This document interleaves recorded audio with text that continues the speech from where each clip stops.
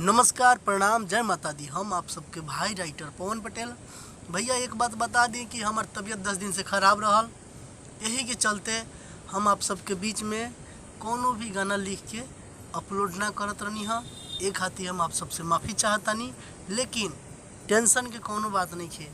फिर से हम आज एगो बहुत ही सुंदर और बहुत ही बेहतरीन देवी गीत लिख के आप सबके बीच में आ गइल बानी, जौन कि बहुत ही सुंदर और मनभावन गीत बाटे। सबसे पहले जे भी भैया हमारे चैनल राइटर पवन पटेल ऑफिशियल में जुड़ल बानी, वो सभी भाई के हाथ जोड़ के प्रणाम बा, हमरे चैनल में स्वागत बा।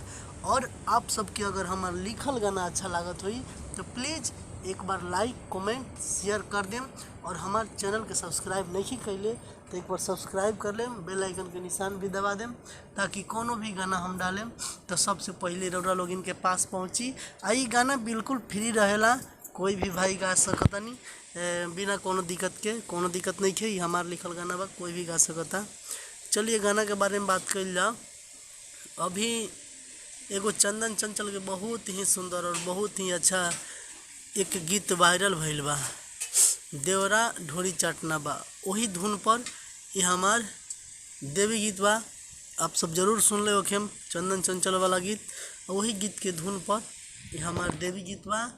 तो चली ज़्यादा देर ना करते हुए हम मुखड़ा शुरू करतानी। अगर गाना अच्छा लागी तो कोई भी भैया गा सकतानी, और बिल्कुल फ्री बा ये गाना। और पर्सनल गाना रउआ लिखवाल चाहतानी, अगर वह पर्सनल गाना लिखवावे के बा तो हमारा नंबर बा 8709616624। ये नंबर पर संपर्क करके रउआ अपन मनपसंद गीत लिखवा सकतानी। लेकिन पर्सनल गाना लिखवाइला के भैया पेमेंट लगेला। फ्री में लिखवाए के होई तो हमारे चैनल पर ही गाना रउआ गा सकतानी, फ्री में गाना ना लिखाला। तो चली अब सब बात छोड़ के हमने क्या ये गाना के बारे में बात कर जाओ। चलिए गाना के हम मुखड़ा सुनावतनी, और अच्छा लगी तो कोई भी गा सकतानी। हाँ, बहेला पवन पुरवैया हो, बहेला पवन पुरवैया हो, झूलेली झूलनमा मैया हो, झूलेली झूलनमा मैया हो। मालिन करेली सेवकैया हो, मालिन करेली सेवकैया हो, झूलेली झूलनमा मैया हो, झूलेली झूलनमा मैया हो। थोड़ा हमसे धुन इधर उधर हो रहा है, लेकिन आप लोग धुन रटे होंगे, आप लोग कोई दिक्कत नहीं होगा। अगर ये बताइए गाना अच्छा लगा हो तो बिल्कुल फ्री है, कोई भी भाई गा सकते हैं। चलिएगा अंतर इस गाना का अंतर एक देखा जाए। झूलते झूलते मैया जी के लागे जब पियास हो, मालिन पनिया देश पियाई रहस मैया के पास हो। झूलते झूलते मैया जी के लागे जब पियास हो, मालिन पनिया देश पियाई रहस मैया के पास हो। सभे लोग करता पूजैया हो, सभे लोग करता पूजैया हो, झूलेली झूलनमा मैया हो, झूलेली झूलनमा मैया हो। हमसे धुन गड़बड़ हो रहा है, चाहे कि दिमाग में धुन मतलब उतना हमारे अंदर नहीं आ पाया है, लेकिन हम सोचें कि हम अपने भाई लोग के पास एक गीत लिख कर डाल दें, ताकि कोई भी भाई इस गाने को गा सके।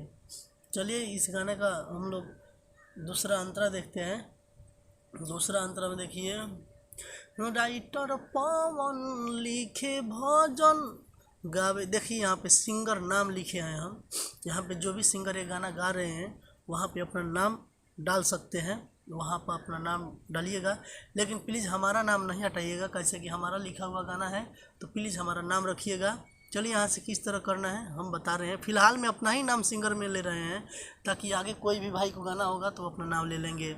राइटर पवन लिखे भजन गावे पवन गवैया हो, गजबे नजारा लागतावे मन भावन बा समैया हो। राइटर पवन लिखे भजन गावे पवन गवैया हो, गजबे नजारा लागतावे मन भावन बा समैया हो। आया सोनी बनी मिए के छैया हो, आसन बनी मिए के छैया हो, झूलेली झूलनवा मैया हो, झूलेली झूलनवा मैया हो। यही गाना था।